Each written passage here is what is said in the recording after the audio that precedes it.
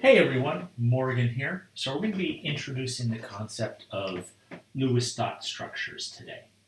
Now, in order for us to be able to do that, we need to understand what valence electrons are.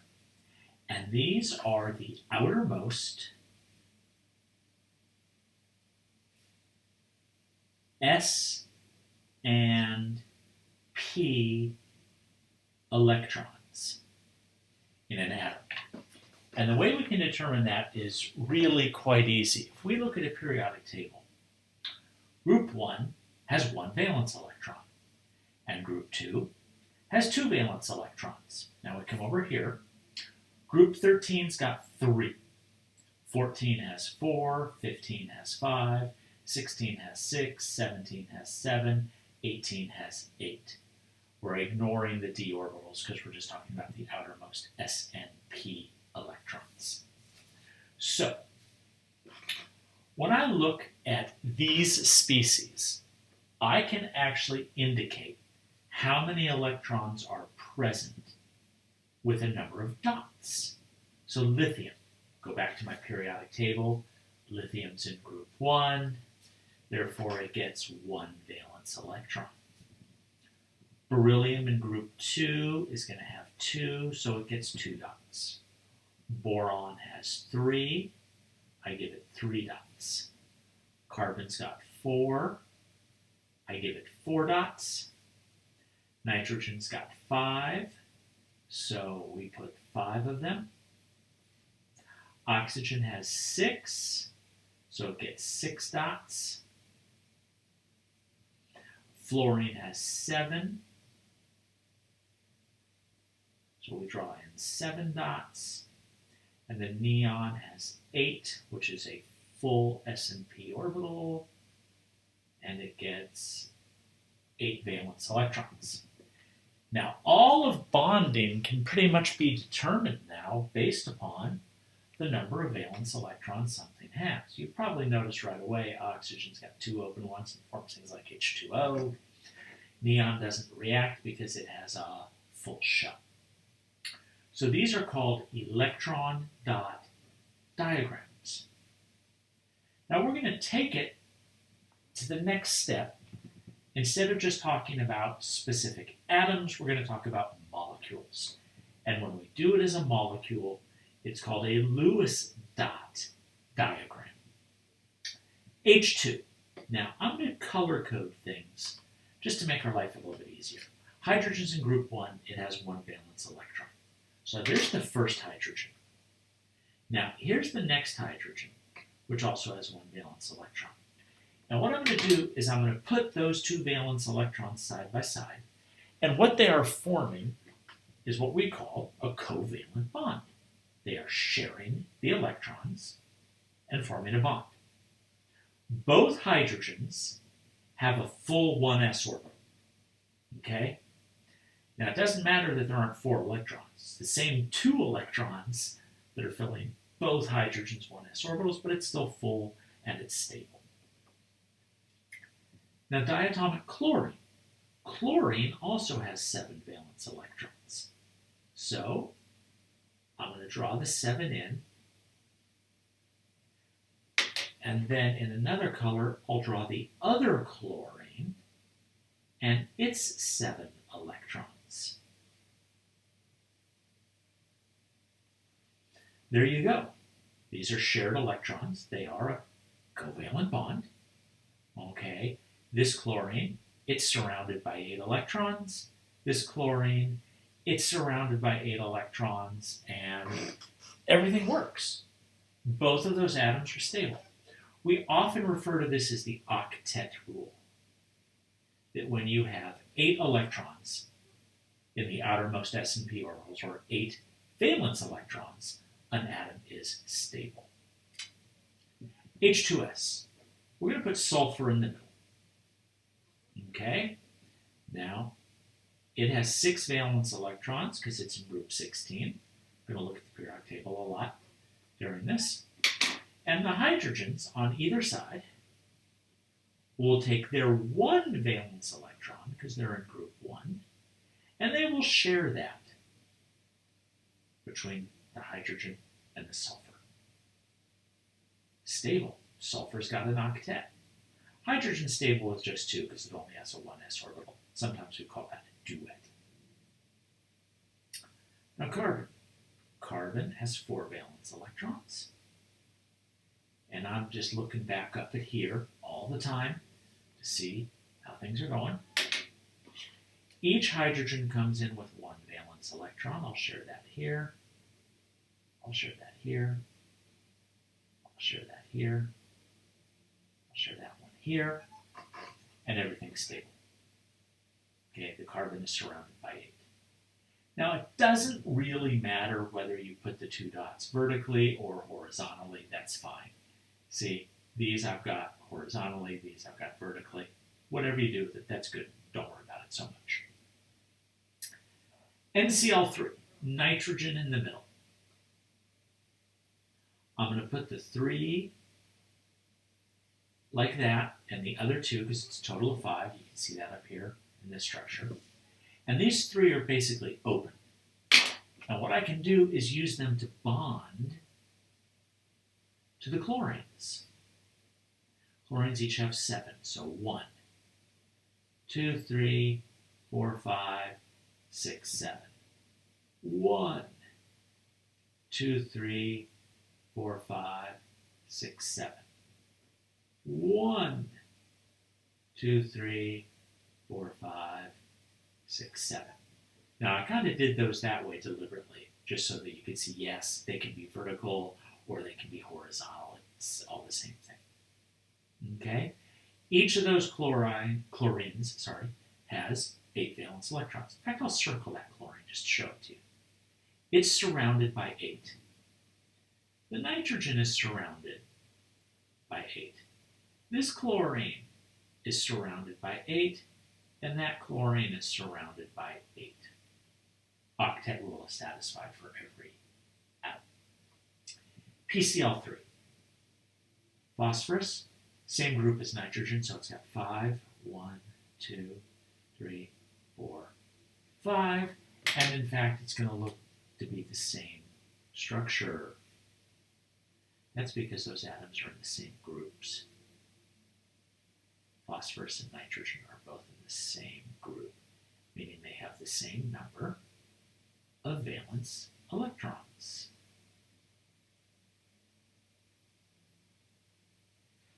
Okay. NH3. Wow, we're seeing nitrogen doing the same thing as the phosphorus. I kind of put these here deliberately, just so you would see it happening. Hydrogen, hydrogen, hydrogen. Okay, there we go.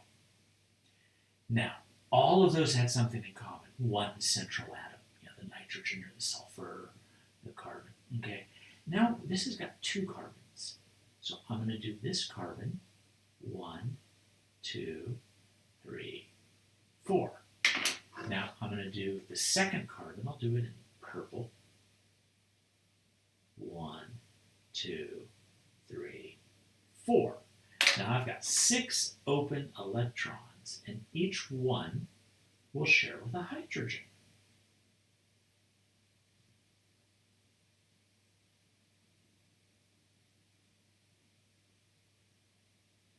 Both the carbons have an octet, and all the hydrogens have a duet, so everything is stable. All right, now like I said here, this is just the basics. There's some really straightforward structures. Now we're going to look at some more complicated structures. These are going to have double and triple bonds. Now, you would like for me to give you a formula that says this is when a double bond forms, or this is when a triple bond forms. But no specific rule. Sorry. Okay?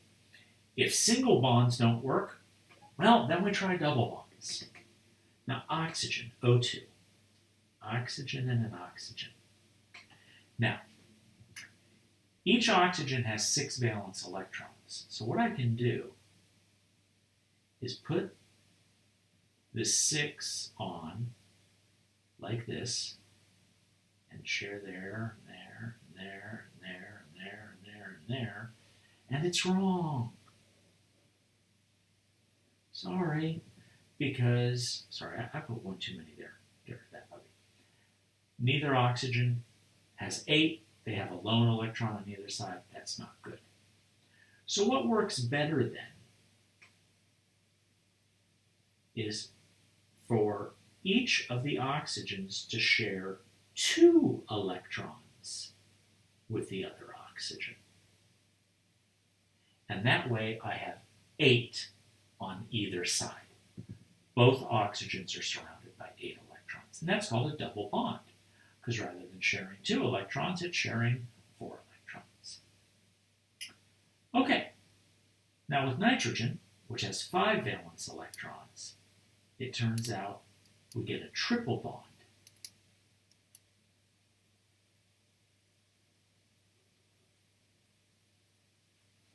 And it looks like that. Both nitrogens are surrounded by 8. That's stable. Everything's good. C2H4. Well, I've got 2 less hydrogens than I did up here in this structure. So what happens is I have carbon and a carbon. Now, I know the hydrogens each have 1 valence electron, so they're not going to do anything fancy.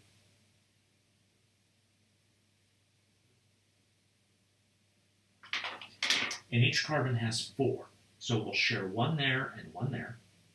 2 left over, there, there. Then I'll do the same thing over here.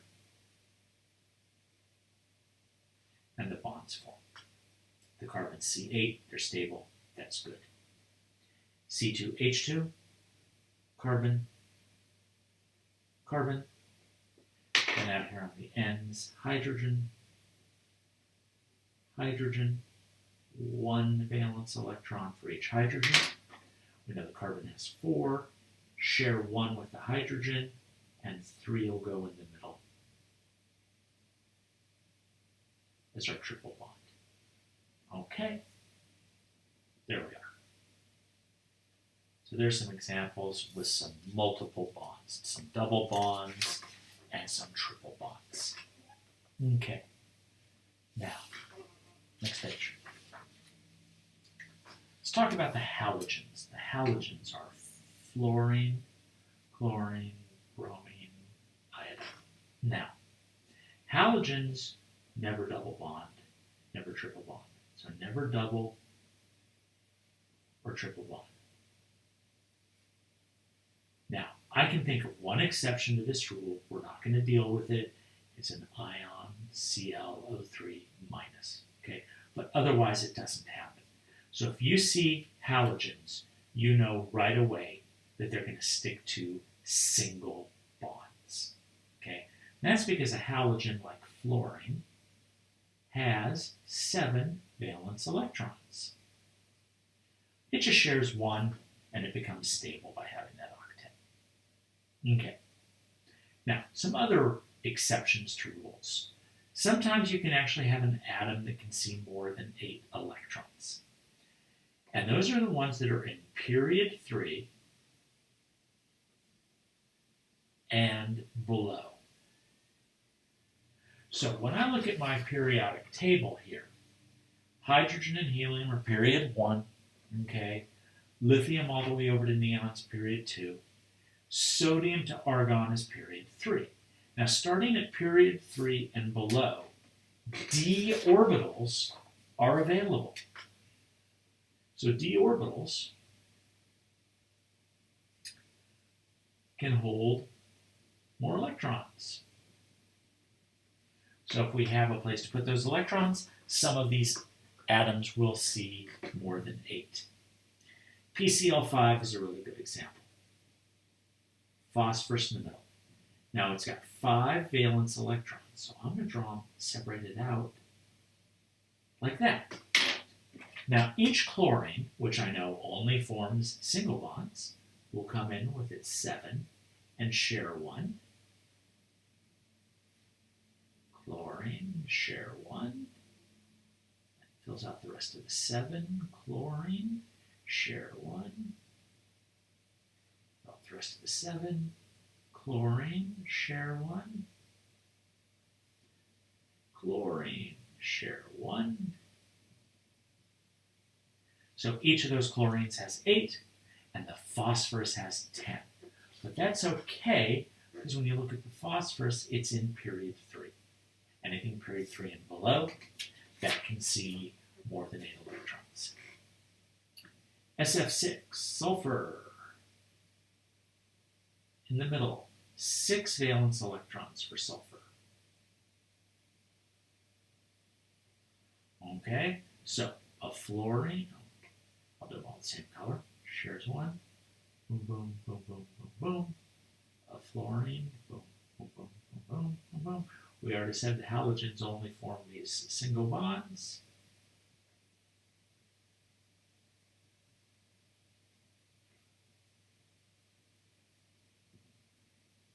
Got to be very careful of stray pencil and pen marks when you're doing this homework. I might think they are electrons. There we go.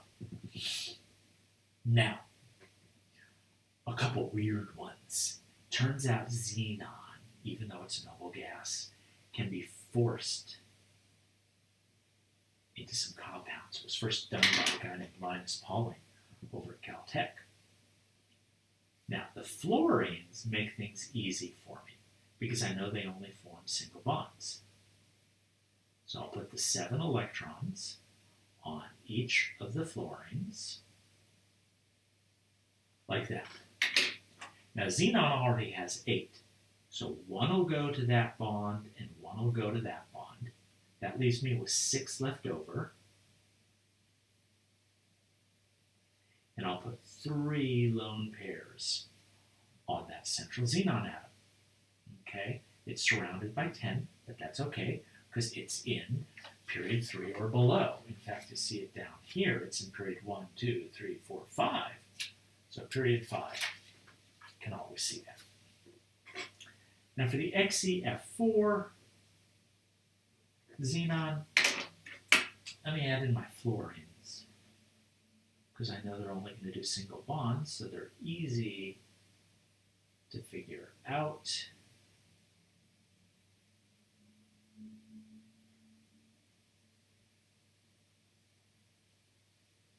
I'm going to put 7 valence electrons around each of those fluorines.